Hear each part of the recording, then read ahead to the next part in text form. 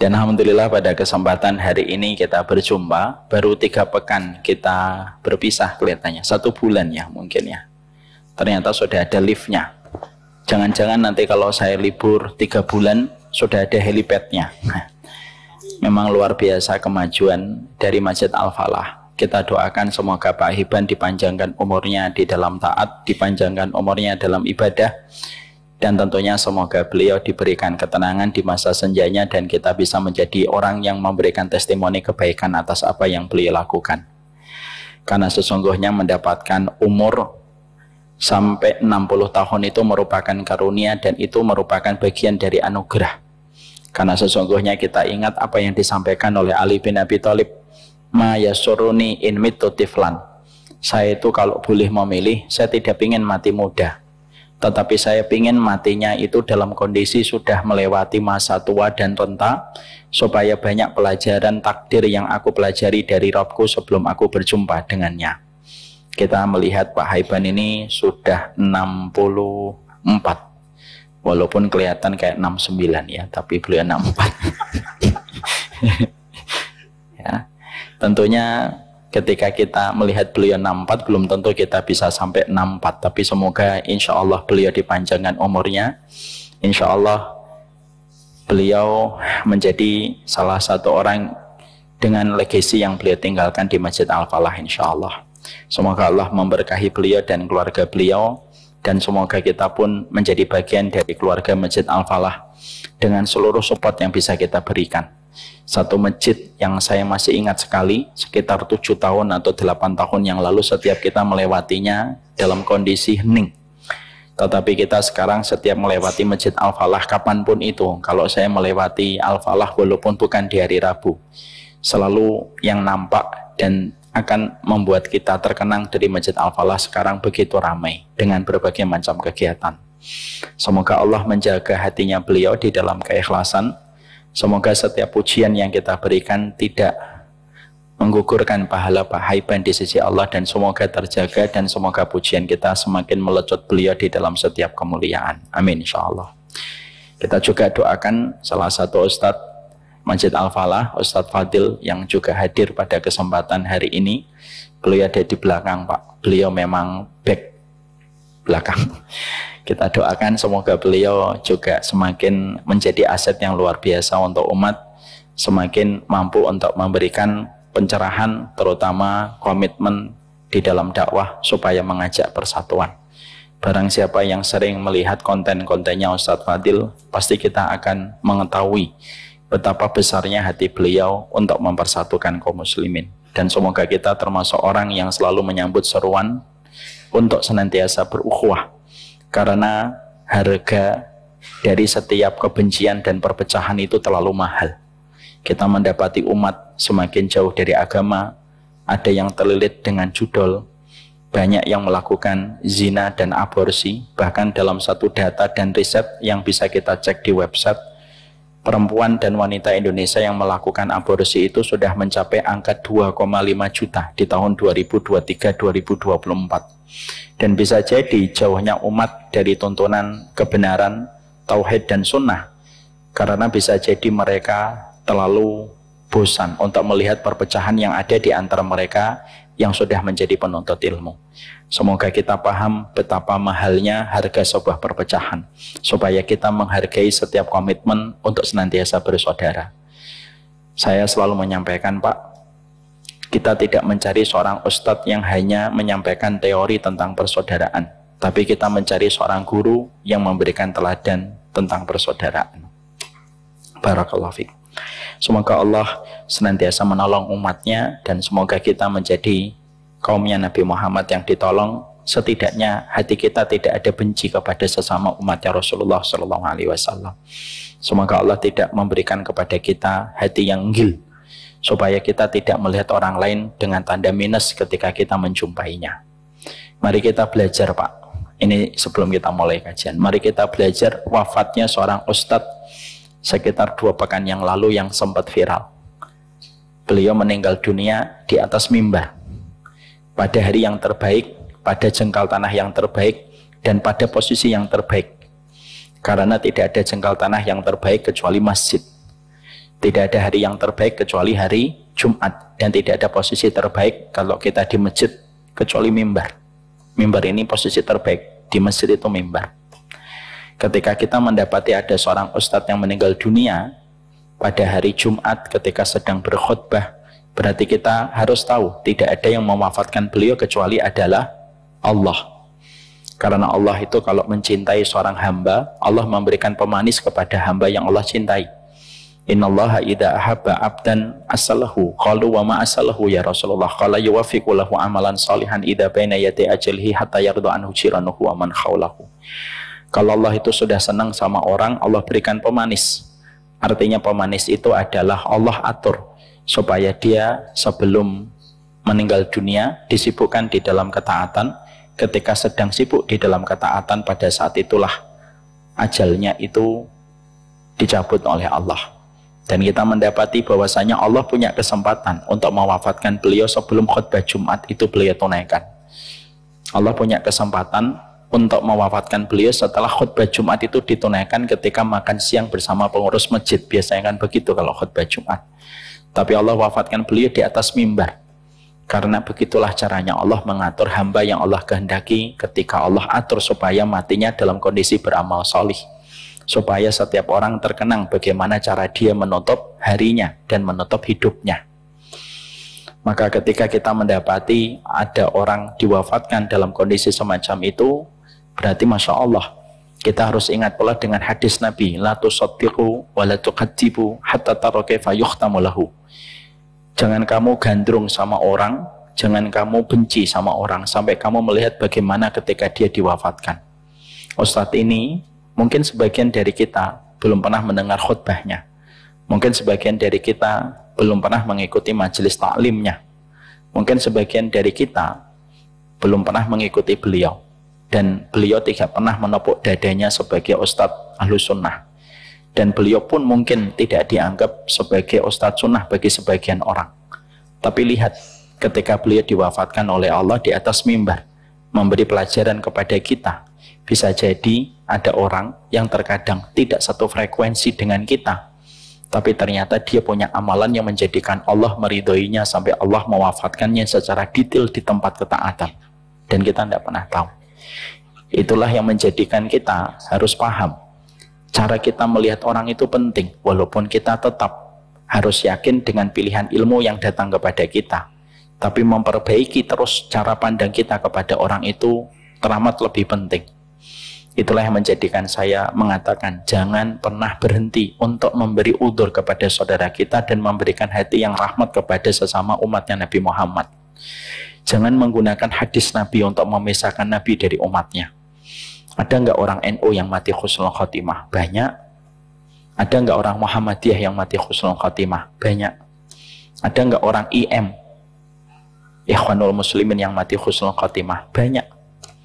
Itu bukan berarti menjadikan kita ambigu di dalam pemilihan dalil. Enggak, tetap pilih dalil apa yang menurut kita kuat, tapi hormati orang-orang yang terkadang tidak kita lihat sama dengan kita, tapi bisa jadi dia memiliki satu amalan yang tidak kelihatan oleh mata kita, yang menjadikan dia dipilih oleh Allah dalam kematian husnul khatimah. Sekali lagi Pak, kematian husnul khatimah itu privilege, dan Allah tidak berikan kepada setiap orang, hanya khusus kepada orang yang Allah berikan, hanya khusus kepada orang yang Allah berikan tentang kecintaannya yang diwafatkan dalam kondisi husnul khatimah. Itulah yang menjadikan kita harus senantiasa memiliki hati yang penuh rahmat kepada setiap saudara-saudara kita. Itulah yang menjadikan kita faham, bisa jadi ustadz yang kita gandrungi belum tentu husnul khatimah. Bisa jadi ada ustadz yang menurut kita salah, tapi bisa jadi dia bisa berakhir dengan husnul khatimah ketika punya satu amalan, di mana amal itu menurunkan rahmatnya Allah. Bisa jadi ada seseorang melakukan satu amal menurut kita salah, betul, mungkin itu salah yang dikerjakan, tapi dia punya amalan-amalan yang tidak kita ketahui, di mana amalan itulah yang menjadikan dia diampuni pada kesalahan yang dia lakukan. Dan itulah cara kita melihat saudara kita.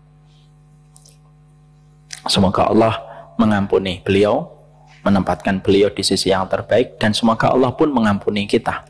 Semoga kita pun termasuk orang yang senantiasa berprasangka yang baik bermuamalah yang baik, berkhidmah yang terbaik kepada sesama umatnya Nabi Muhammad SAW. Kita mencintai umatnya Nabi Muhammad karena kita melihat nabinya, dan nabinya itu sama dengan nabi kita selama di dalam koridor Ahlussunnah wal Jamaah, kecuali yang betul-betul telah bertentangan dengan konsep akidah Ahlussunnah wal Jamaah. Semoga Allah memberikan petunjuk hidayah. Mari kita mulai kajian kita pada kesempatan malam kali ini. Assalamualaikum warahmatullahi wabarakatuh. Innal hamdalillah wassalatu wassalamu ala Rasulillah wa ala alihi wa sahbihi wa man tabi'ahum bi ihsan ila yaumil qiyamah. Kepada keluarga besar Masjid Al-Falah, semoga Allah senantiasa memberikan kepada kita pertolongan di dalam perjalanan kehidupan kita. Bukan masalah ujiannya yang berat yang kita hadapi, tetapi ketika kita tidak mendapatkan pertolongan, itulah yang menjadikan kehidupan kita menjadi runyam. Karena memang orang beriman tidak pernah lepas dari ujian, tapi orang beriman memiliki pertolongan yang datang dari Allah lebih besar. Maka sesungguhnya menghilangkan ujian di dalam kehidupan itu tidak mungkin, karena algoritma kehidupan kita selalu memiliki ujian. Sebagaimana yang dikatakan para sahabat, innahu lam yabqa minad dunya illa balaun wa fitanun. Tidak ada yang tersisa dari kehidupan dunia kecuali selalu penuh dengan cobaan dan selalu penuh dengan ujian. Makanya menghilangkan ujian pada kehidupan itu tidak mungkin. Yang bisa kita lakukan ketika algoritma kehidupan kita itu penuh dengan ujian itu satu. Semoga kita menjadi orang yang diberikan pertolongan oleh Allah, di mana pertolongan itu lebih besar daripada setiap ujian yang kita hadapi. Makanya para ulama salaf mengatakan, Allah kalau membenci orang bukan dilihat ketika Allah memberikan kepadanya ujian, enggak. Tapi Allah ketika membenci orang dilihat ketika tidak turun pertolongan Allah kepadanya ketika menghadapi ujian itu. Dan itulah sesuatu yang paling kita khawatirkan. Semoga iman yang kita miliki, ibadah yang kita kerjakan, ketaatan yang kita ikhtiarkan, itu memantaskan kita untuk mendapatkan pertolongan di dalam perjalanan kita. Kalau kita sedang menghadapi istri yang tidak sesuai dengan ekspektasi kita, semoga Allah memberikan kesabaran di dalam pertolongan. Kalau kita sedang menghadapi anak kita yang sedang menjalankan peran ujian untuk kita, semoga Allah memberikan pertolongan di dalam kehidupan kita. Karena sesuatu yang paling besar pada kehidupan orang beriman itu pertolongan. Semoga Allah memberikan pertolongan untuk kita. Alhamdulillah, semoga Allah menuntun kita untuk pula senantiasa bersyukur kepadanya di dalam setiap perjalanan kehidupan kita. Semoga kita senantiasa bersyukur kepadanya di dalam setiap urusan kehidupan kita. Amin insyaallah. Bapak dan Ibu, keluarga besar Masjid Al-Falah yang semoga Allah rahmati.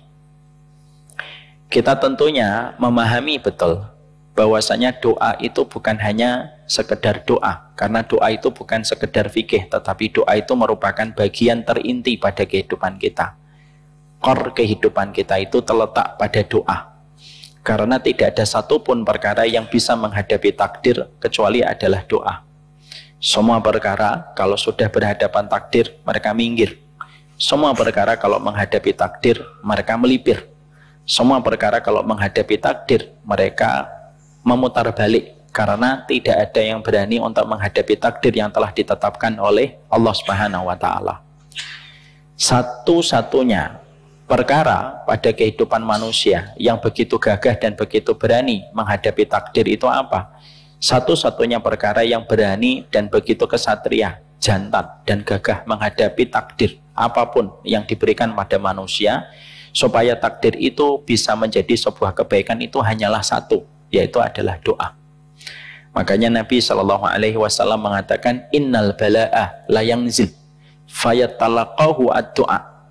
Makanya Nabi mengatakan dalam satu riwayat yang sahih, kalau ada satu bala ketika akan turun pada kehidupan seseorang, tidak ada yang langsung mengambil senjata untuk menghadapi bala itu kecuali adalah doa.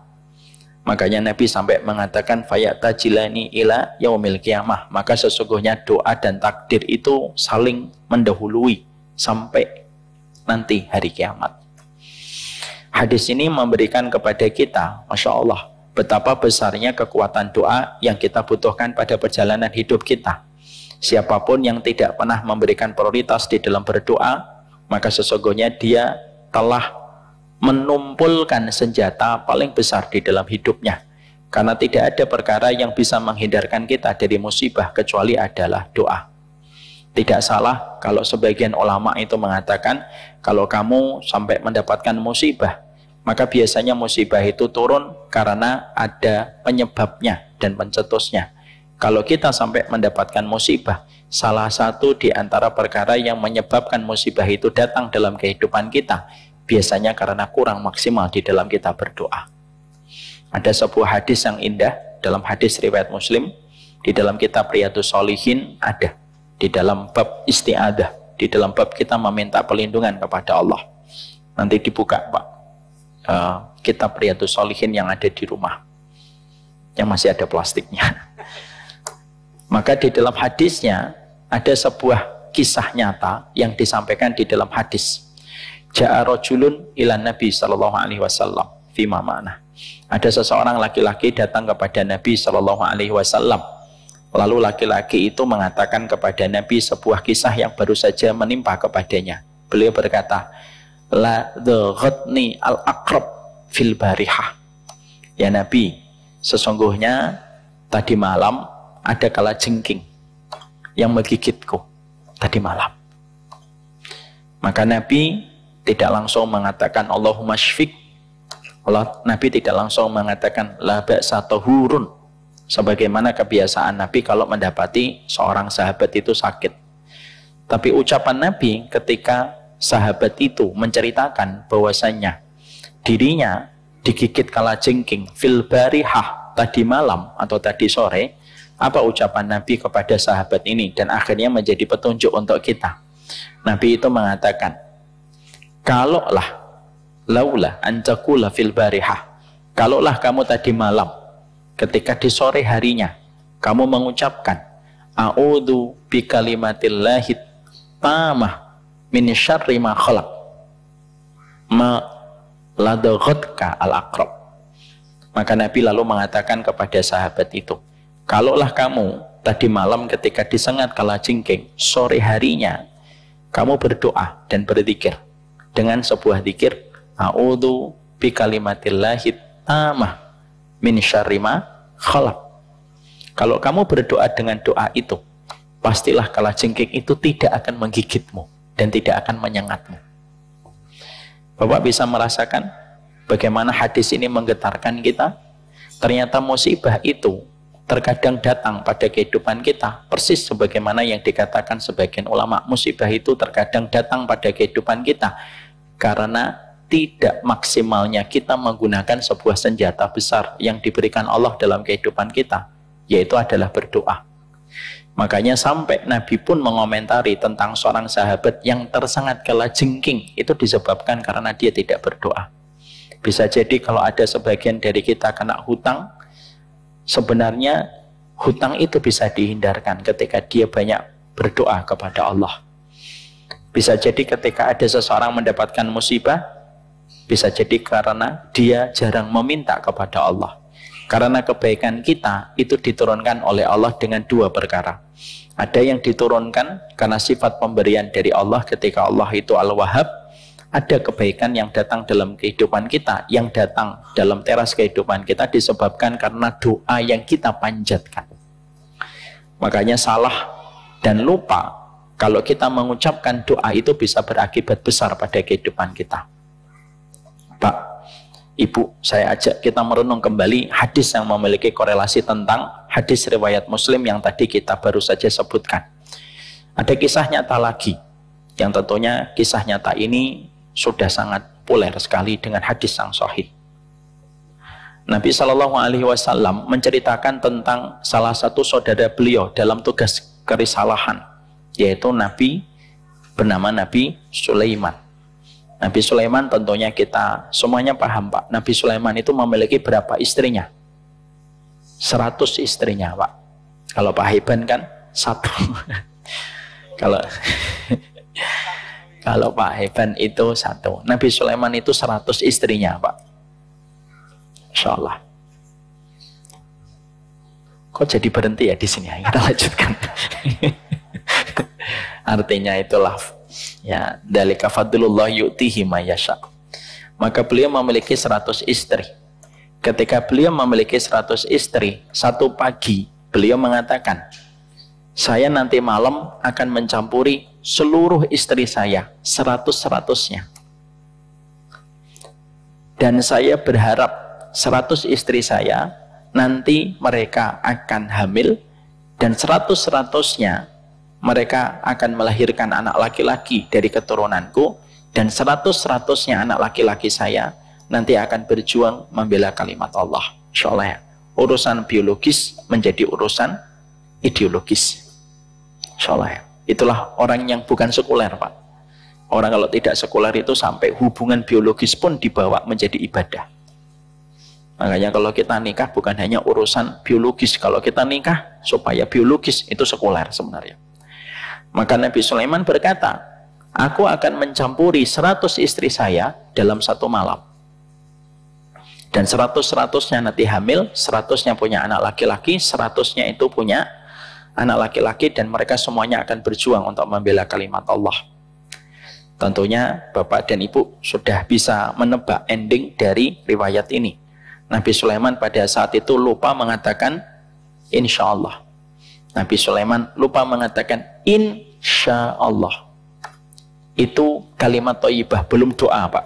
Padahal ulama sepakat kalimat thayyibah itu di bawahnya dzikir dan doa.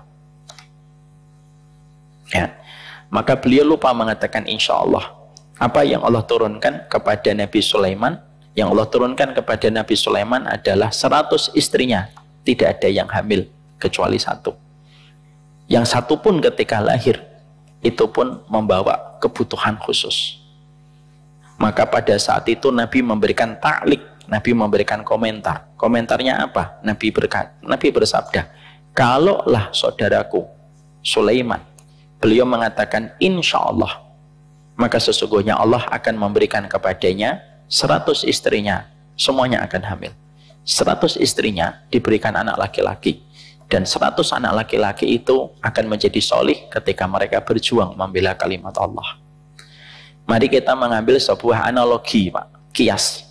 Kalaulah lupa mengatakan insya Allah berdampak pada satu ujian yang didapatkan oleh Nabi Sulaiman ketika beliau punya keturunan cuma satu, dan itu pun berkebutuhan dalam tanda petik khusus, disebabkan beliau lupa mengatakan insya Allah. Sekarang kita sama-sama membayangkan, kira-kira musibah apa yang akan terus terjadi pada kehidupan kita kalau kita tidak pernah berdoa dan meminta kepada Allah. Paham di sini, Pak, analoginya? Kalimat insya Allah itu mempengaruhi masa depan kehidupan kita dan keluarga kita. Makanya maaf, bisa jadi ada banyak kerusakan yang kita sering jumpai dari bala, fitnah, tidak ada habis-habisnya, terus silih berganti datang pada kehidupan kita.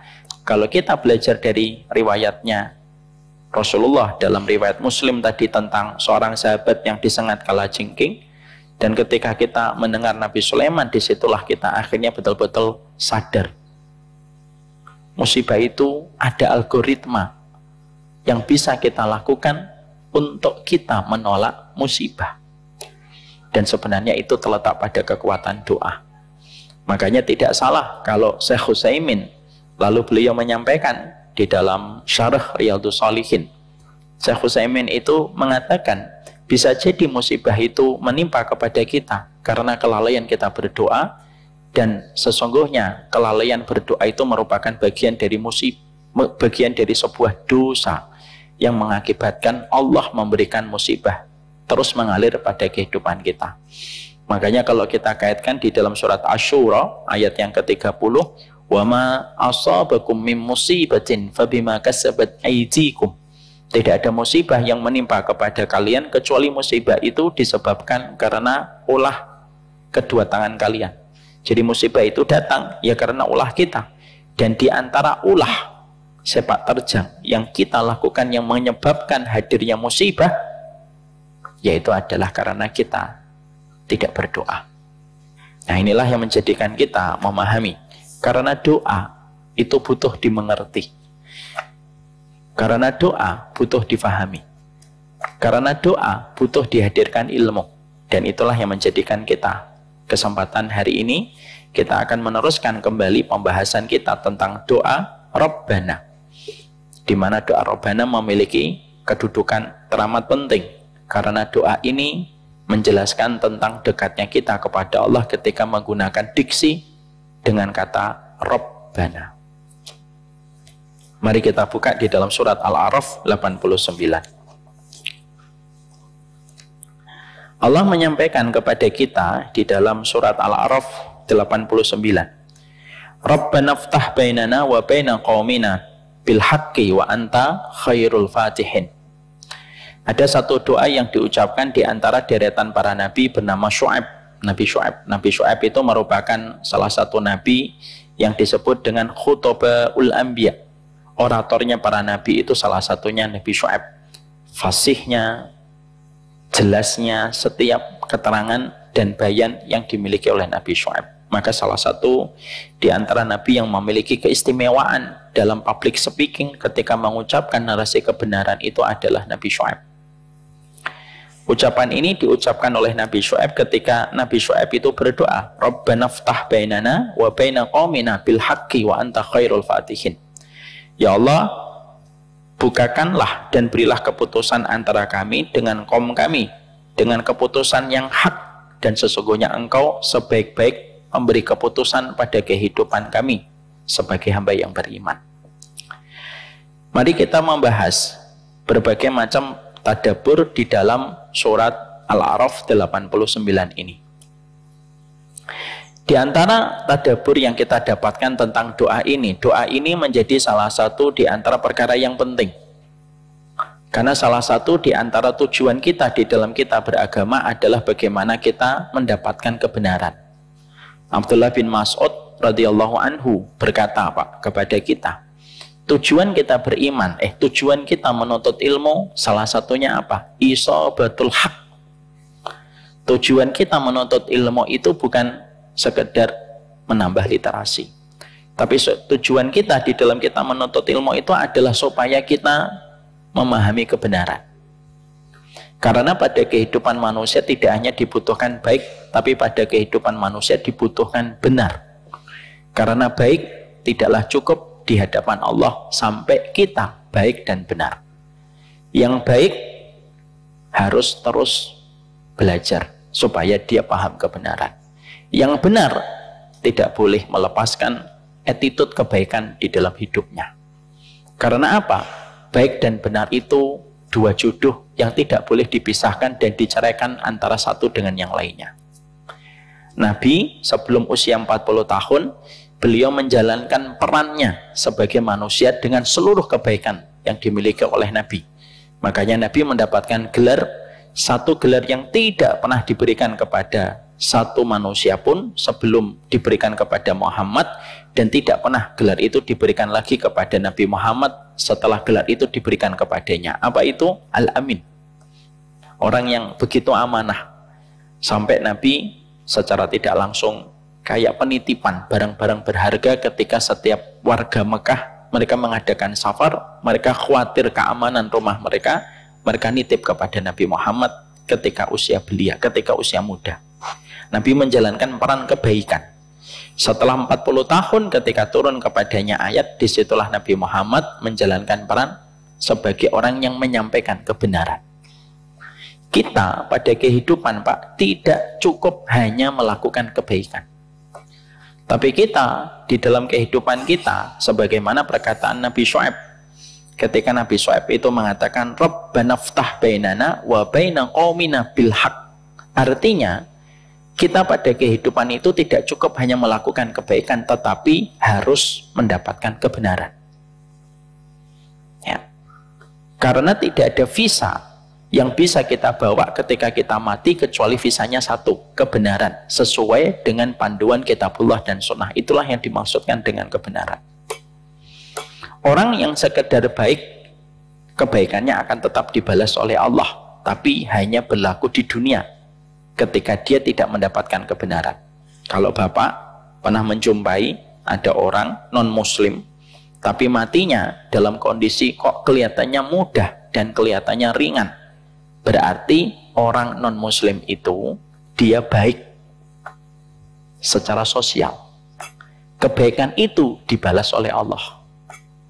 Puncaknya diringankan kematiannya, dikurangi sakaratul mautnya, sebagai puncak pembalasan atas seluruh kebaikan yang dia kerjakan. Ya, makanya kalau ada yang pernah ngomong ke saya, Ustadz, saya punya tetangga saya non-muslim, tapi meninggalnya kok kelihatannya gampang gitu. Dan dia seakan-akan secara face itu menunjukkan tidak ada rasa berat ketika dia meninggal dunia. Padahal dia bukan seorang muslim. Jawabannya disampaikan Nabi dalam satu hadis, dan itu juga diterangkan Imam Qurtubi dalam kitabnya At-Tadhkirah. Kalau kamu menjumpai ada non-muslim, dia baik, maka Allah yang memiliki sifat Ar-Rahman itu membalas setiap kebaikannya. Dan caranya Allah membalas kebaikan bagi mereka yang hanya baik tetapi dia tidak benar secara akidah, dibalasnya di dunia. Puncaknya kalau dia mendekati kematian dan masih tersisa kebaikannya, Allah berikan puncak balasan. Puncak balasan itu ketika dimatikan dalam kondisi sakaratul mautnya itu diringankan, supaya selesai semua kebaikannya sudah dibalas oleh Allah dan tidak ada lagi yang tersisa, kecuali ketika meninggal dunia dia mempertanggungjawabkan kebatilan ketika tidak mau mengimani kebenaran. Makanya sering saya berkatakan, Pak, berulang-ulang, semua agama sepakat saya, semua agama mengajarkan kebaikan. Ada agama yang tidak mengajarkan kebaikan? Tidak ada, Pak. Disuruh jangan menyakiti, disuruh jangan mendolimi, jangan menipu, semua agama ada. Bahkan zina pun semua agama melarang. Tapi ketika kita memahami semua agama mengajarkan kebaikan, tapi tidak boleh berhenti, itu koma. Terusannya apa? Agama yang mengajarkan kebenaran cuma satu, yaitu adalah Islam. Islam itu paket baik dan benar. Tidak hanya berhenti baik, tapi harus benar. Karena pada dasarnya itulah yang kita pahami. Kebenaran itu merupakan salah satu di antara perkara yang menjadi tujuan kita menuntut ilmu supaya kita paham kebenaran. Makanya Imam Ibnu Qayyim di dalam kitabnya I'lamul Muwaqqi'in, beliau berkata, kebenaran itu di dalam Islam tertuang dalam dua pasal. Tertuang dalam dua pasal, Pak. Sihatul faham wa husnul qasdi. Kebenaran dalam Islam itu tertuang dalam dua pasal. Pertama, pemahamannya sebagaimana pemahaman Nabi, itu namanya sihatul faham. Yang kedua, hatinya harus ikhlas, itu namanya husnul qasdi. Dan kita harus menggali itu. Ilmunya yang menghantarkan kita kepada kebenaran, dan keikhlasan yang menjadikan kita bisa menggenggam kebenaran semata-mata karena Allah dan bukan karena sesuatu selain Allah. Itu yang harus kita pahami. Jadi tidak benar kalau ada orang yang mengatakan, udahlah, jadi manusia itu yang penting baik. Benar. Benar. Tapi itu koma. Kebaikan tanpa kebenaran itu sebagaimana jasad tanpa ruh. Tidak ada manfaatnya, Pak. Tidak ada manfaatnya kalau kita sekedar baik tetapi tidak menjadi benar. Makanya dibutuhkan kebenaran sebagaimana Allah menurunkan Nabi Muhammad. Salah satu tujuan Allah menurunkan dan mengutus Nabi Muhammad apa? Supaya manusia bukan hanya tahu yang baik, tapi tahu yang benar. Menetapkan definisi kebaikan, semua orang bisa. Semua orang punya kesepakatan, Pak. Orang Jawa punya kesepakatan, orang Sunda punya kesepakatan, orang Sumatera punya kesepakatan. Karena standar baik itu bisa ditetapkan. Contoh, standar baik makanan. Itu kan bisa ditetapkan setiap orang beda. Contoh, Seroto, Banyumas. Itu kan ada apanya, Pak? Ada toginya. Itu standar kebaikan Banyumas, Seroto. Tapi standar kebaikan Seroto, Banyumas tidak sama dengan soto standar kebaikan orang Kudus. Orang Kudus nggak pakai mie sotonya, dan mangkoknya selalu kecil, Pak. Bapak kalau makan soto Kudus mangkoknya besar, fix itu KW. Karena soto Kudus itu mangkoknya kecil. Kenapa? Karena orang Kudus itu makannya sedikit-sedikit. Itu tambahan dari saya. Artinya standar kebaikan itu bisa ditetapkan setiap orang dan itu berdasarkan hidup mereka. Contoh, teh. Teh itu kalau orang Sunda menetapkan kebaikan teh itu manis atau tidak manis, Pak? Tidak. Itu standar kebaikan teh orang Sunda, tidak manis. Walaupun secara histori, Pak, ada historinya. Kenapa sih orang Sunda itu jarang pakai gula? Karena dulu penjajah Belanda itu menempatkan gula dan pabriknya tidak di Sunda, Pak, tapi di Jawa. Sunda apa? Fokus untuk teh, Pak. Makanya teh berkualitas itu di mana? Di Sunda. Kalau di Jawa jarang ada perkebunan teh. Ada nggak perkebunan teh di Brebes? Nggak ada, Pak.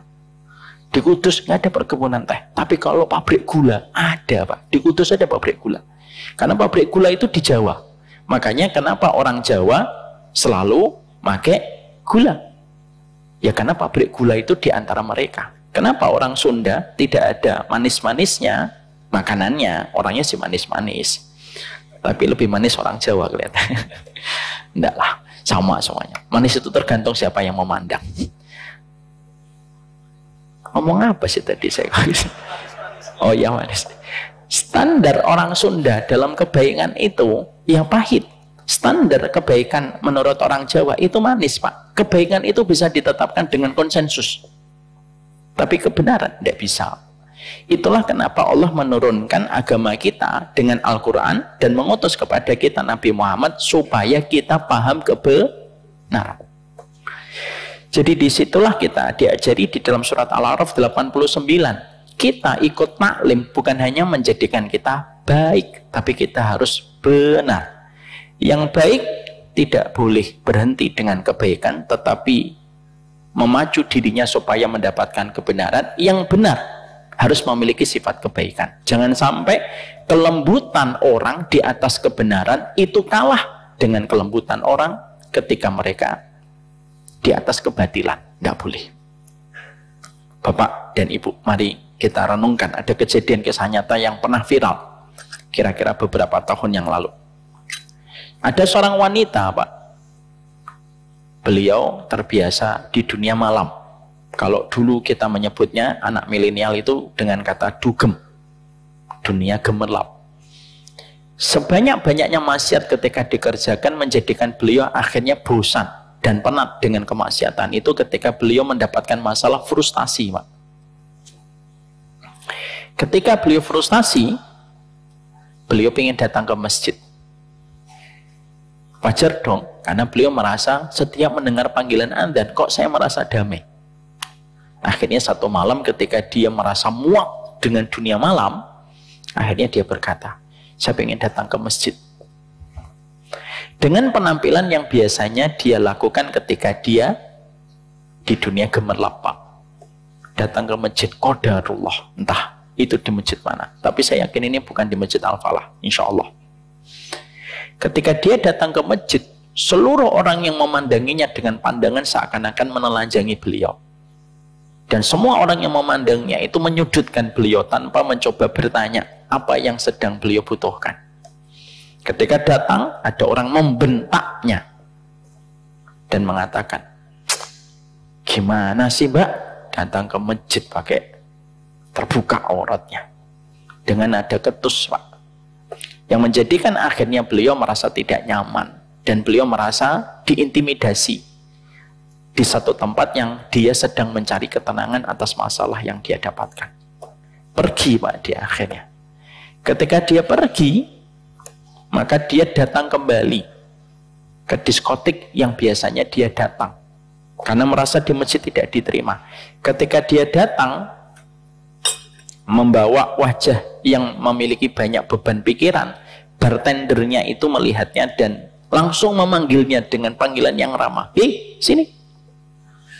Dan ketika dia melihat wanita itu memiliki beban, dia langsung memformulakan minuman, lalu dia katakan, ayo minum, free buat kamu. Kamu lagi ada banyak masalah ya, minum. Maka perempuan itu menuliskan sebuah tulisan, Pak, yang tulisan itu akhirnya viral, Pak, digoreng oleh kalangan liberal. Saya masih ingat saat itu masih kuat dengan jaringan Islam liberal. saat itu digoreng tulisan itu dengan mengatakan, lihatlah, masjid membenci orang hanya karena tidak sama pakaiannya. Dan diskotik menerima orang tanpa memandang status dan latar belakang orang itu ketika dia datang. Mana yang lebih hangat, diskotikmu atau masjidmu? Itulah pinternya goreng, Pak. Kalau goreng mau, framing itu bisa terjadi. Tapi kita tidak menyalahkan tulisan itu. Tulisan itu ketika saya baca, mungkin 15 tahun yang lalu, tulisan itu memberikan kepada kita sebuah perspektif. Memang betul apa yang dikatakan Imam Ibnu Qayyim. Orang yang menjalankan kebenaran itu tidak boleh luput dari kebaikan.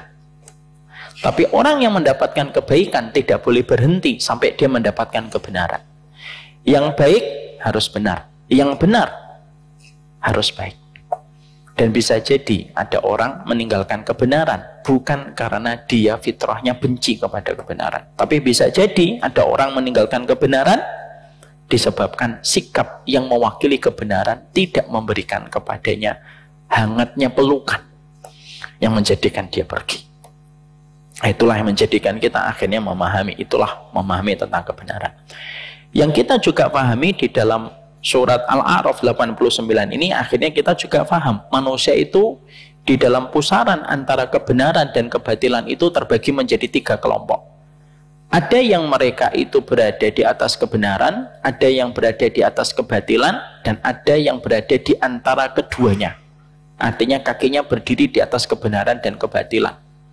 Secara zahir dia menampakkan keislaman, secara hati dia menampakkan kebatilan. Itulah yang disebut dengan kalangan munafik. Makanya kalau kita membuka Quran dari ayat pertama sampai ayat yang ke sebentar, saya buka dulu, saya khawatir salah.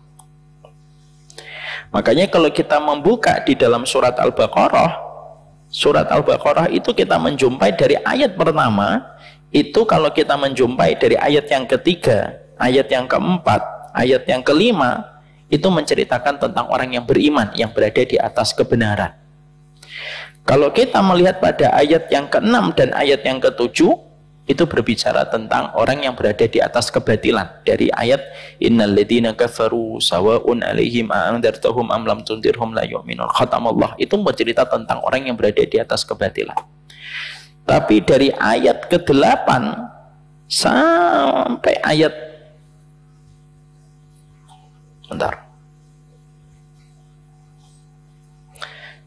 sampai ayat yang ke-20, Pak, berarti hampir 11 ayat, itu bercerita tentang orang munafik yang sejatinya mereka berdiri di atas 2 kaki.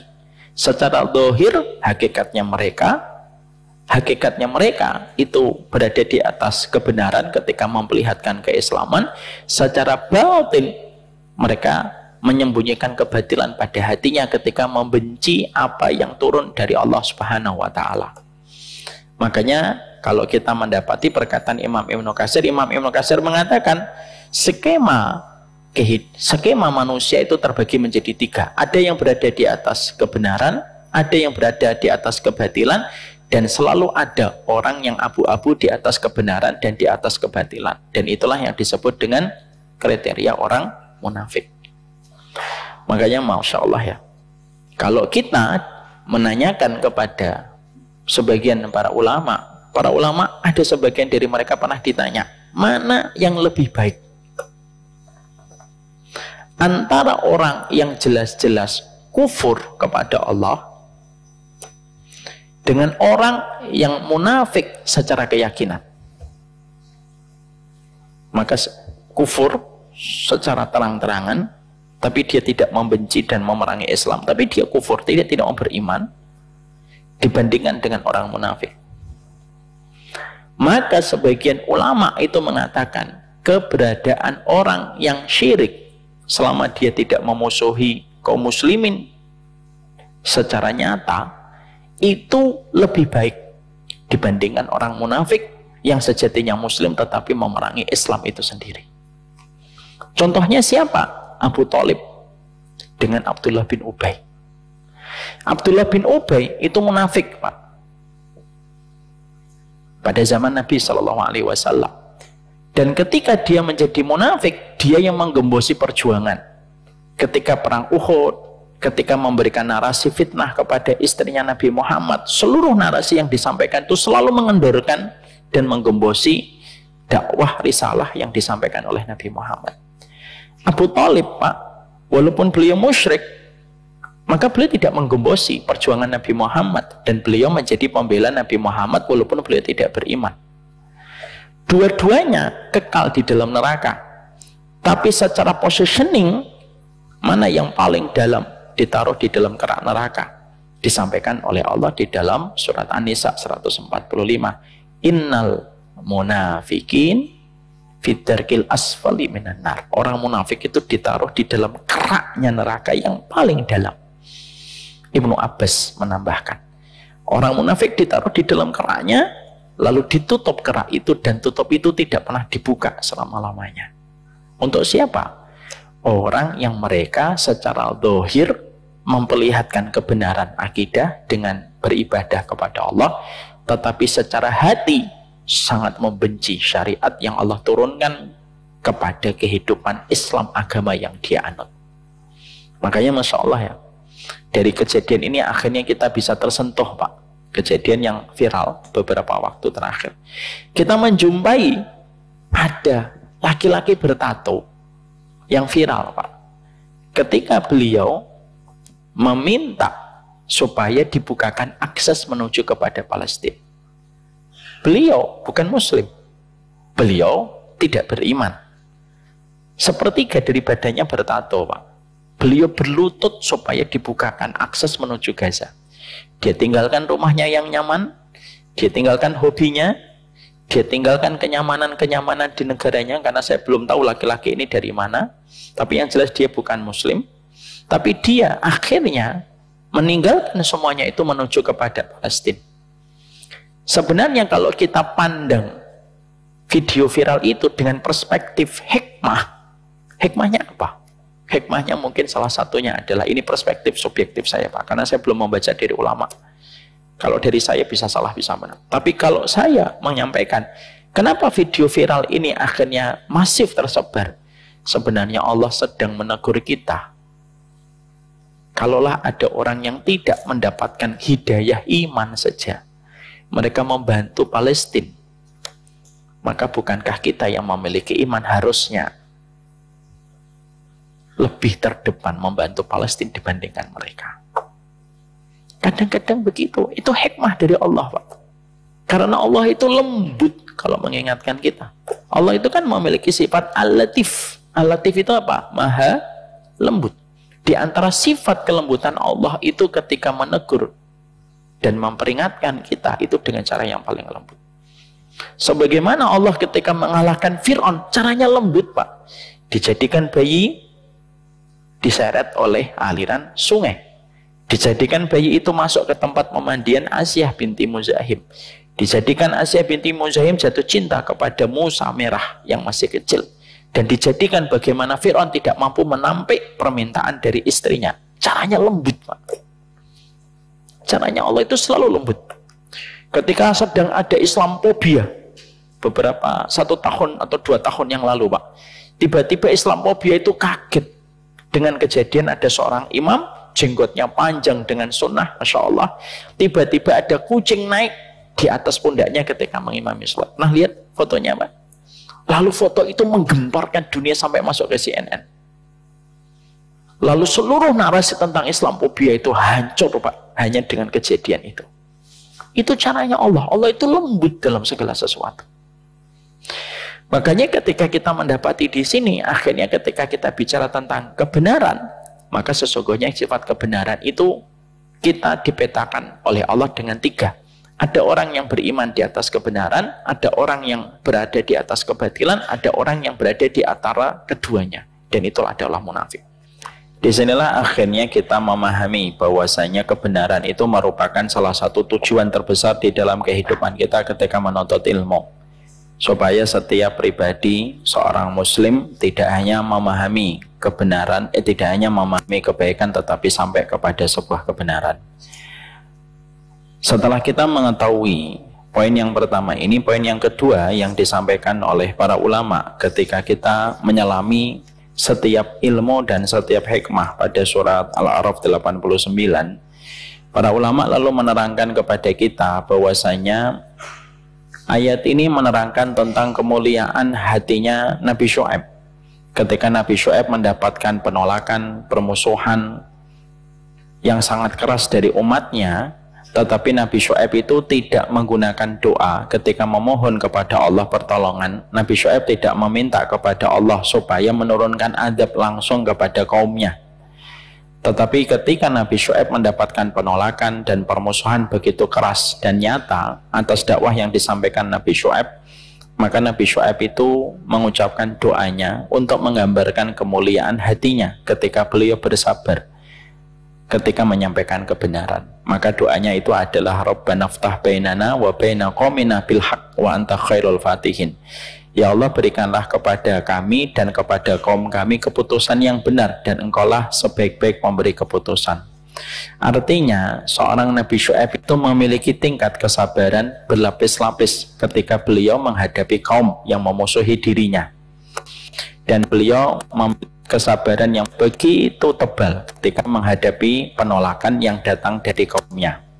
Ini pula yang menjadikan kita memahami, kalaulah kita mendapati Nabi Syuaib disebutnya sebagai khatib dan khutobanya para anbiya saja, dengan tingkat bayannya, tingkat penjelasan beliau yang sangat luar biasa, pemilihan kalimatnya itu betul-betul lembut, dan setiap diksi yang disampaikan beliau itu betul-betul dipuji oleh Nabi Muhammad sebagai khutobanya di antara para nabi dan para rasul, itu pun masih mendapatkan permusuhan.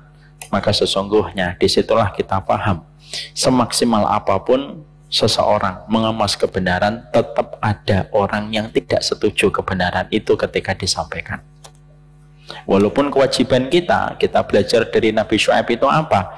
Setiap kebenaran itu harus dikemas dengan cara yang terbaik. Ya.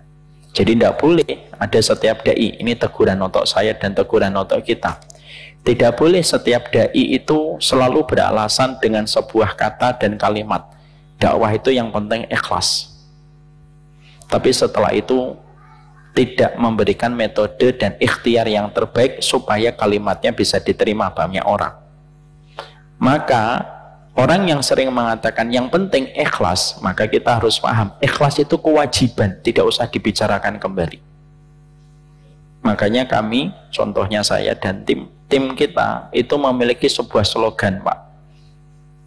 Menyampaikan kalimat terbaik dengan metode yang terbaik, dengan cara yang terbaik. Kenapa?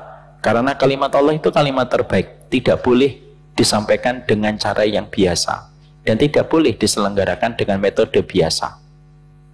Makanya kenapa saya selalu menyarankan setiap masjid itu pertama kali kalau sudah bangun masjid, salah satunya apa? Mic-nya harus terbaik. Semuanya harus terbaik. Kenapa? Karena kita yang ada di masjid menyampaikan kalimat terbaik di atas muka bumi. Kita sudah menyiapkan yang terbaik saja masih banyak orang yang memusuhi kebenaran. Apalagi ketika kita selenggarakan apa adanya. Makanya malu kalau ada satu masjid, anggarannya sampai ratusan juta tersimpan dan tidak tergunakan. Padahal mic-nya dalam kondisi tidak bisa untuk menyuarakan dan mengantarkan suara seorang guru kepada muridnya. Jangan sampai mic-nya para ustadz di satu masjid itu kualitasnya lebih buruk daripada mic-nya penyanyi dangdut. Saya tuh baru tahu, Pak, kalau penyanyi dangdut itu kalau sudah terkenal, mic-nya itu bisa ratusan juta. Ini berapa miliar, Pak? Hebat. Bapak tanya, nggak usah tanya kan, nggak usah. Bapak cek aja. Saya tuh baru tahu, mic itu sedemikian luar biasanya. Banyak penyanyi kalau mereka sudah top, pertama kali yang dibeli itu mic-nya, dan harganya mahal sekali itu. Kalaulah mendendangkan suara dengan erotisme, mengajak orang untuk bermaksiat lalu menyawernya dengan mic yang paling mahal, harusnya kalimat Allah itu menggunakan mic yang paling mahal. Karena apa? Kita belajar dari Nabi Syuaib. Nabi Syuaib itu ilmu public speakingnya dipuji oleh Nabi. Tapi itu pun masih mendapatkan penolakan dari kaumnya. Makanya kita betul-betul harus memberikan yang terbaik. Makanya maaf, mari kita koreksi cara kita berpikir tentang agama. Oh, kalau wakaf di pojok gunung, yang tikus saja ketika melewati itu mikir 3 kali. Kalau bangun masjid, kalau di mall paling bawah Pak, deket pipa, kamar mandi dan AC. Itu pola pikirnya penjajah. Karena justru masjid itu dibangun di tempat yang terbaik. Kalau ada orang yang ingin menyampaikan ilmu di hotel, tidak salah. Apa yang salah? Walaupun yang paling mulia itu adalah di masjid. Dan janganlah kita memiliki prasangka yang buruk terhadap setiap orang yang menyampaikan kalimat Allah ketika dia ingin mengemasnya dengan cara yang terbaik. Ada yang diberikan anugerah untuk menyampaikan di masjid, ada yang terkadang dia menyampaikan di masjid dan dia menyampaikan di tempat lain. Karena terkadang lebih terdeliver message-nya kepada orang yang belum datang ke masjid. Ya. Makanya disitulah kita belajar. Terkadang dakwah itu, kenapa hari ini mendapatkan banyak problem? Karena kita juga tidak memberikan yang terbaik. Makanya kalau ada orang mengkritik dakwah, sebelum dia mengkritik, pertanyaannya adalah, sudah seberapa yang berharga yang dia kontribusikan untuk dakwah? Saya pernah jumpain Pak, ada bapak-bapak. Semoga Allah ngasih hidayah kepada saya dan beliau. Beliau sempat protes sama dakwah. Dakwah kok begini-begini aja ya Ustadz? Saya lalu bilang, dakwah begini-begini saja Pak, karena semuanya kita pikirannya sama. Anak kita kalau pinter, tidak kita arahkan untuk belajar agama.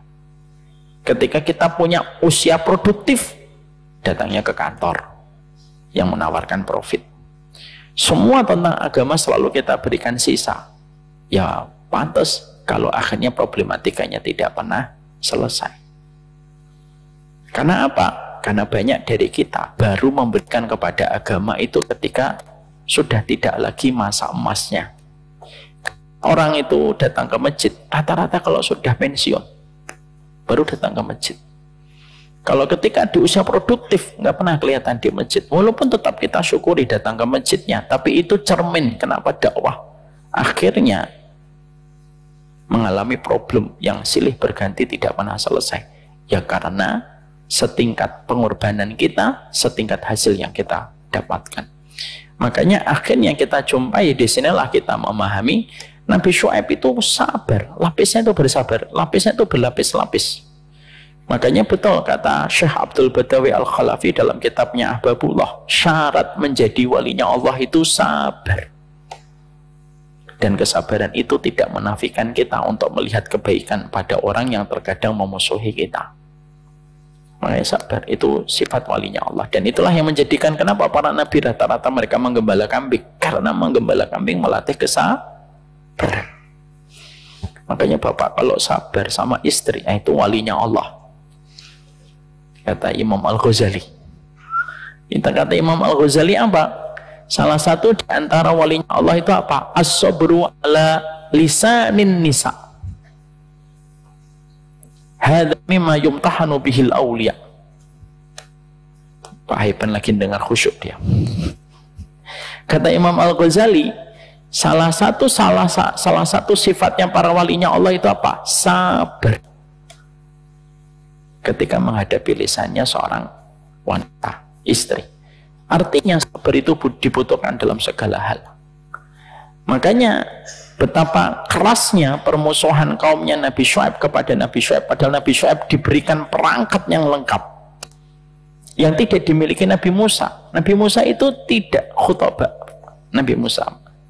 Makanya doanya Nabi Musa apa? Wahlul uqdatam min lisani yafqahu qawli. Wahlul uqdatam min lisani itu tolong lepas belenggu di mulutku, karena Nabi Musa itu kalau bicara, beliau karena sebagian riwayat mengatakan beliau pernah tersulut dengan api. Dan beliau mengatakan dalam doanya apa? Yafqahu qawli, supaya perkataanku itu nyampe kepada kaumku. Makanya Allah hadirkan Nabi Musa yang di situ Nabi Musa bihi izari. Nabi Harun itu menguatkan aku. Nabi Syuaib itu paket lengkap antara Nabi Musa dan Nabi Harun. Karena beliau memiliki kefasihan. Tapi itu pun tidak menjadikan Nabi Syuaib itu semua narasi kebenaran beliau diterima. Nah, itu yang menjadikan kita mengerti. Itulah tingkat kesabaran yang dimiliki sama Nabi Syuaib. Sehingga Nabi Syuaib tidak mengatakan dalam doanya, anzil alaina adzaban yusibu bihim. Maka Nabi Syuaib tidak mengatakan turunkan azab yang mengenai kepada mereka untuk membalas semua yang telah mereka lakukan ketika menolak setiap apa yang aku sampaikan. Tapi doanya menggunakan sebuah kalimat yang terindah yang beliau katakan, Rabbana ftah bainana wa baina qaumina bil haq wa anta khairul fatihin. Ya Allah, berilah keputusan yang benar antara aku dan kaumku, sesungguhnya engkau sebaik-baik pemberi keputusan. Makanya doa ini Pak bisa kita pakai kalau kita sedang berselisih dengan orang dan Bapak Ibu yakin Bapak dan Ibu yang benar. Bapak dituduh macam-macam padahal Bapak tidak melakukan itu. Maka kita boleh berdoa dengan doa ini. Rabbana ftah bainana wa baina haula wa anta khairul fatihin. Ya Allah, berilah keputusan yang terbaik, yang benar. Karena sesungguhnya engkaulah sebaik-baik memberi keputusan di dalam kehidupan kami. Nah, itu menunjukkan kepada kita tingkat kesabaran Nabi Syuaib yang luar biasa ketika menghadapi kaumnya. Itulah hatinya orang beriman, Pak. Hati orang yang beriman itu selalu memiliki semangat untuk memasukkan setiap hamba menuju kepada surganya Allah. Makanya kita harus ingat perkataan Imam Malik.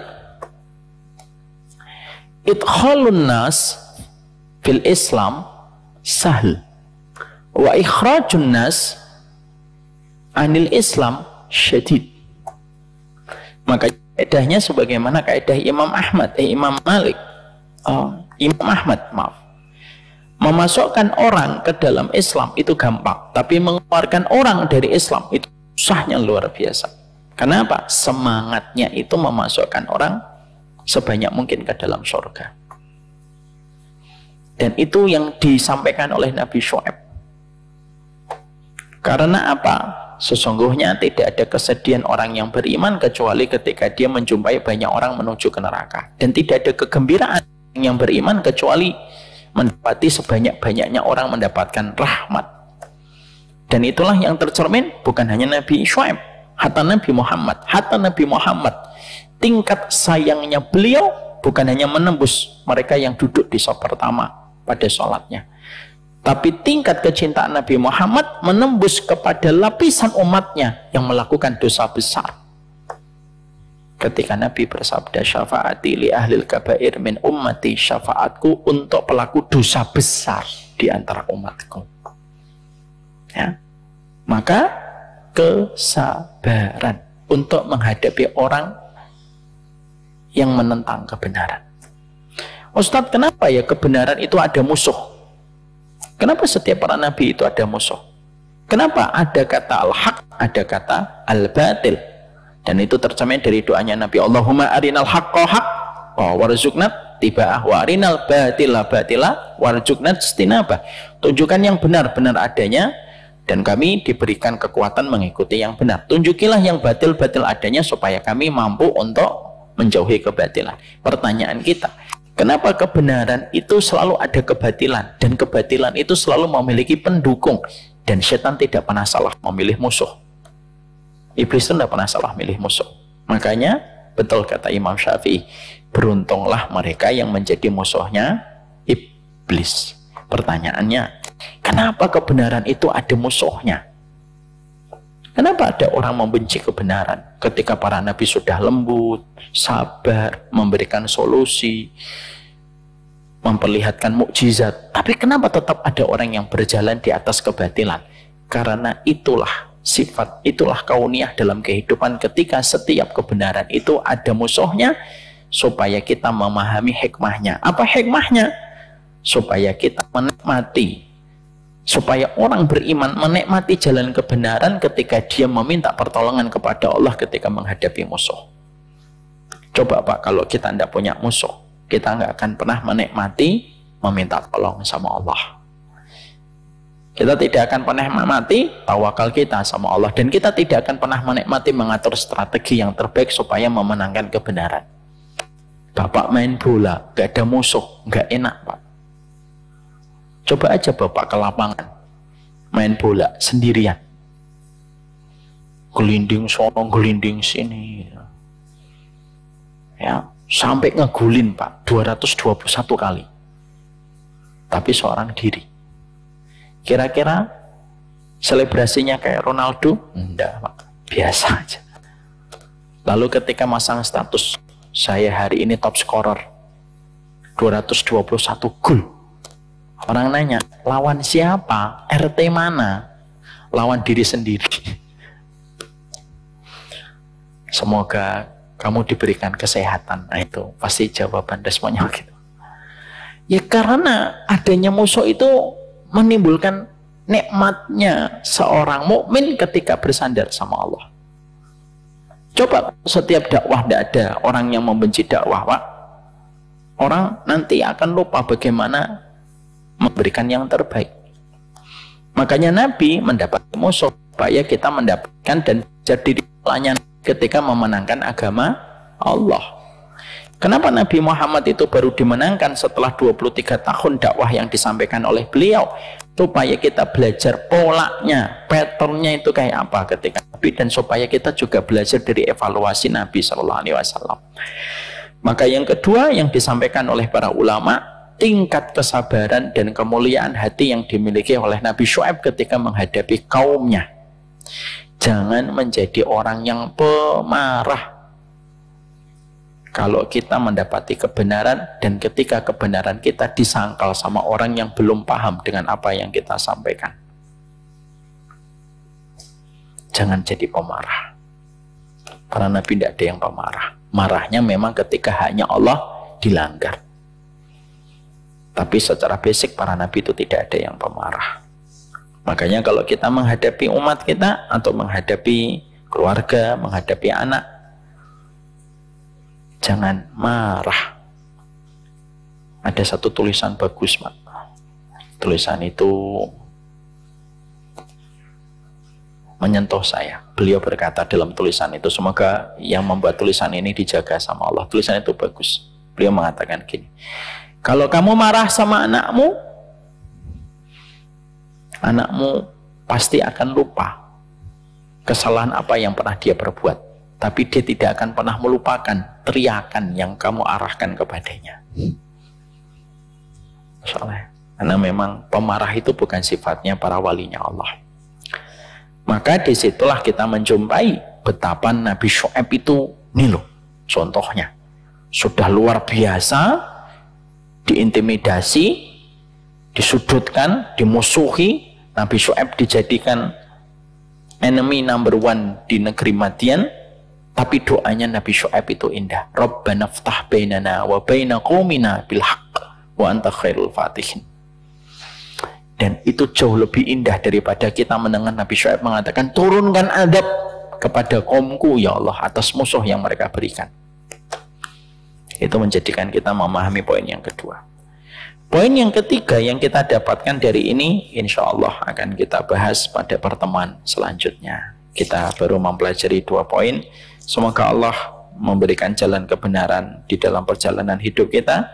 Semoga kita dimudahkan untuk berbuat baik dan semoga kita dimudahkan untuk berbuat kebenaran. Ini yang dapat saya sampaikan dalam pertemuan hari ini.